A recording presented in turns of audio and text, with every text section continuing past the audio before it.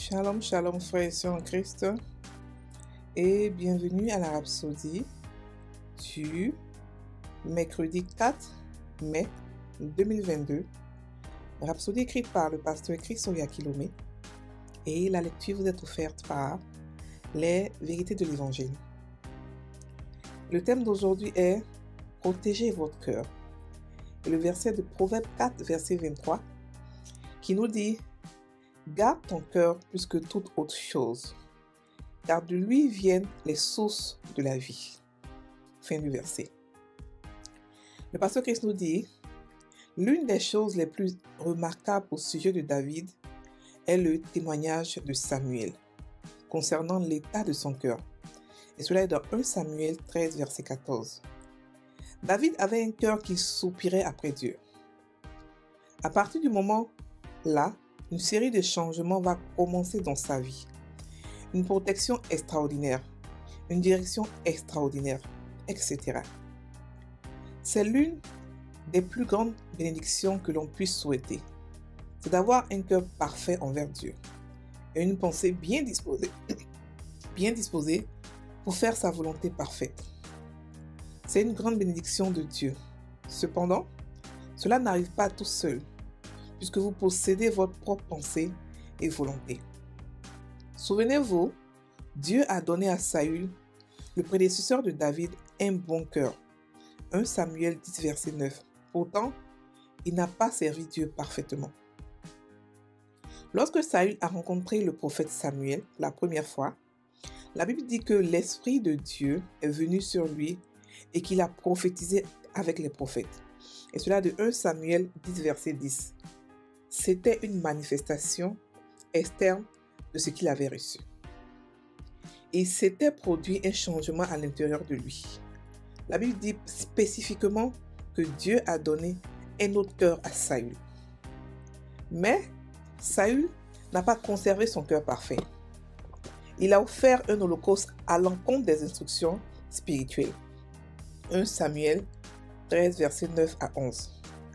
À un autre moment, il n'a pas voulu détruire les Amalécites et tout ce qui était rattaché comme le Seigneur l'avait expressément ordonné.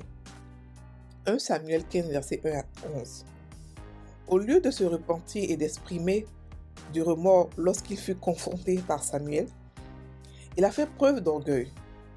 Par conséquent, Dieu l'a rejeté et s'est fait retirer la royauté au-dessus d'Israël. Et cela de 1 Samuel 15, verset 26.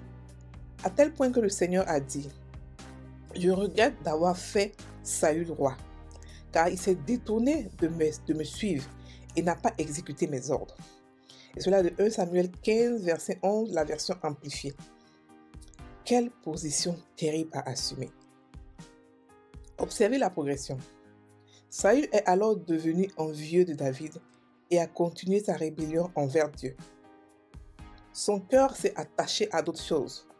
C'est la raison pour laquelle vous devez protéger votre cœur. Maintenez-le pur. Maintenez-le sanctifié par la parole de Dieu. Ne laissez jamais rien de malsain trouver racine dans votre cœur.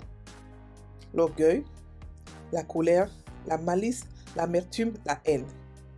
Voici des choses qui sont comme des poisons pour le cœur. Éliminez-les complètement de votre vie et de votre cœur. Vos pensées viennent de votre cœur. Le caractère de vos pensées révèle l'état de votre cœur. Étant né de nouveau, vous avez reçu un cœur d'amour. La Bible dit, dans Romains 5, verset 5, que l'amour de Dieu est répandu dans nos cœurs par le Saint-Esprit qui nous a été donné. Vous avez un cœur d'amour, un cœur qui est rempli de Dieu. Protégez-le, entretenez-le, maintenez-le comme Dieu le veut. Alléluia. Fin de la Rhapsodie. Ici, le pasteur parle de protéger son cœur. Il explique le pourquoi. Il donne l'exemple de deux personnes qui ont été les deux le choix de Dieu. L'exemple de David et l'exemple de Saül. Saül était d'abord le choix de Dieu, celui qui devait régner sur Israël. Et pour ça, Dieu lui a donné un autre cœur, un nouveau cœur. Et malgré qu'il ne soit pas prophète, il a prophétisé le jour où Dieu l'a transformé. Ça veut dire que pour ce boulot-là, Dieu lui a donné un cœur spécial, un cœur qui court, un cœur qui soupire après lui. Mais Saül s'est laissé corrompre. Il a commencé à suivre les hommes. Il a commencé à vouloir plaire aux hommes au lieu de vouloir plaire à Dieu. Il a commencé à mettre les hommes devant Dieu. Donc son cœur a été corrompu. Il n'a pas protégé son cœur consciemment, intentionnellement. Non, il a laissé son cœur se corrompre parce qu'il voulait plaire aux hommes. C'est-à-dire que malgré qu'il avait un cœur parfait devant Dieu, il a expressément corrompu son cœur. Ça veut dire que la corruption du cœur est un choix. Le fait de ne pas vouloir soupirer à Dieu est un choix parce qu'il n'était pas chrétien et son cœur lui a été donné. Mais nous sommes chrétiens, nous avons reçu un nouveau cœur.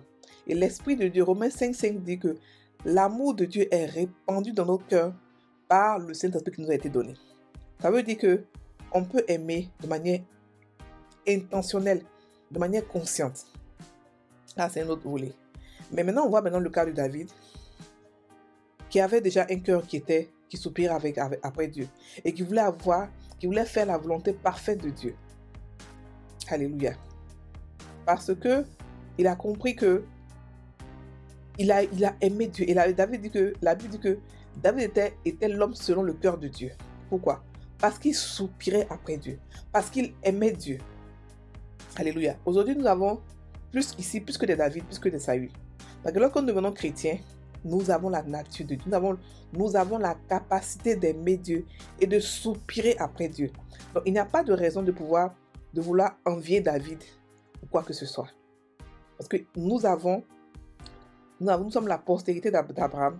Nous sommes tels que Christ est tel que nous sommes. Donc, nous avons un cœur nouveau. Lorsque nous sommes devenus chrétiens, nous a été donné un cœur nouveau qui soupire après Dieu. Mais ce cœur-là doit être protégé. Si nous ne voulons pas que demain Dieu nous dise aussi, comme il a dit à Samuel, que je regrette d'avoir choisi Saül. Vous ne voulez pas que Dieu dise aussi, je regrette d'avoir choisi cette sœur, mais ce frère. Parce que son cœur n'a pas été protégé comme il se devait. Et comment protéger son cœur? Et comment aussi corrompre son cœur? Le cœur, lorsqu'on parle du cœur, on parle de l'esprit de Dieu qui est en nous. On parle de l'esprit qui est en notre esprit, à notre homme intérieur. Il y a plusieurs manières pour que cet homme intérieur soit influencé. Il y a la vue, il y a les oreilles, il n'y a pas les sens. Il y a les oreilles, la vue, le parler, le toucher. Donc, tous ces sens-là, vous devez faire attention à qu'est-ce qui rentre. Vous devez filtrer qu'est-ce qui rentre, qu'est-ce qui ne rentre pas. Par exemple, on vous envoie un message qui fait peur. Un message peut-être pornographique, par exemple. Vous devez savoir que non. Si je le mets dans mon esprit, si je l'accepte ce message-là, je vais commencer à le méditer, je vais commencer à aller autre. Je vais commencer à peut-être penser à ça tellement que commencer à pécher. Je vais méditer ça et commencer à pécher. Donc, je refuse d'avoir ça. Si on vous envoie une nouvelle qui fait peur, une nouvelle, des messages qui font peur, de messages, de nouvelles, de peur, vous refusez que ce message entre en vous pour ne pas que ça vous transforme. Donc, consciemment, vous décidez de garder votre cœur. Si vous avez quelqu'un qui est à côté de vous, qui a un poison, qui ne fait que dire des choses mauvaises, qui ne fait que vous empoisonner par des paroles, vous devez vous séparer de la personne. Tout en aimant la personne, parce qu'il est un poison. Vous devez garder votre cœur. Parce que c'est dans le cœur que, au début, vous pouvez être la personne sans vous en rendre compte. Vous allez commencer à parler normalement. Mais après, la personne va vous corrompre. Vous allez commencer à parler comme lui. Vous allez commencer à penser comme lui. Vous allez commencer à être négatif comme cette personne. Et c'est ça que vous n'avez pas gardé votre cœur expressément. Il y a des news aujourd'hui qui se passent. Il y en a que des mauvaises news à la télévision. Et lorsqu'on finit de regarder, on a même envie de prier en langue pour pouvoir se détacher. Ce que vous pouvez faire, vous pouvez sélectionner quelle news regarder, quelle news ne pas regarder.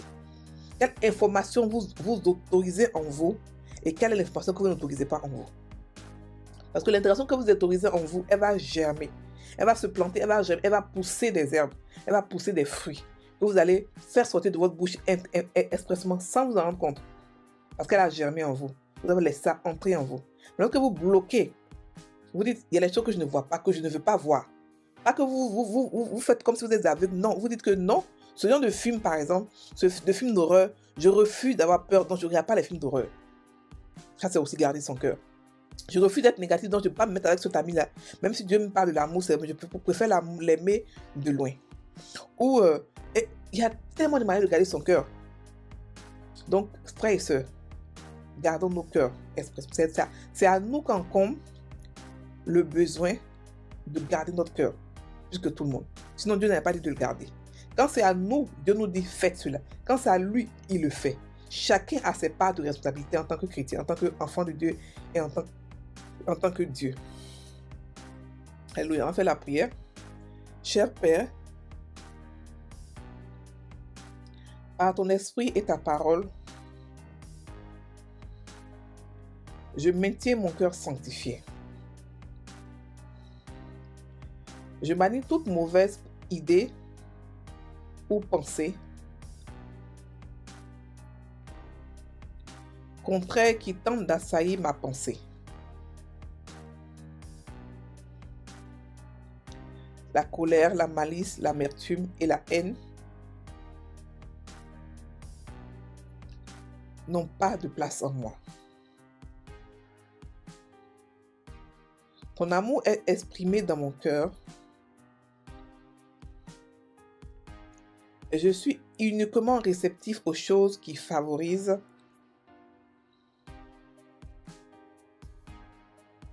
améliorent, soutiennent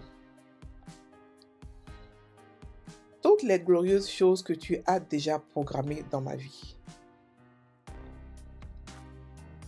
Au nom de Jésus. Amen. Et il y a des choses aussi qui sont très dangereuses qui vous exposent à la maladie. La haine, l'orgueil, la colère. Donc débrouillez-vous de ne pas que ça entre dans votre cœur. Et vous pouvez aussi étudier la parole de Dieu. Elle renouvelle nos pensées, elle renouvelle notre cœur tous les jours. Alléluia. Soyez bénis, passez une très bonne journée.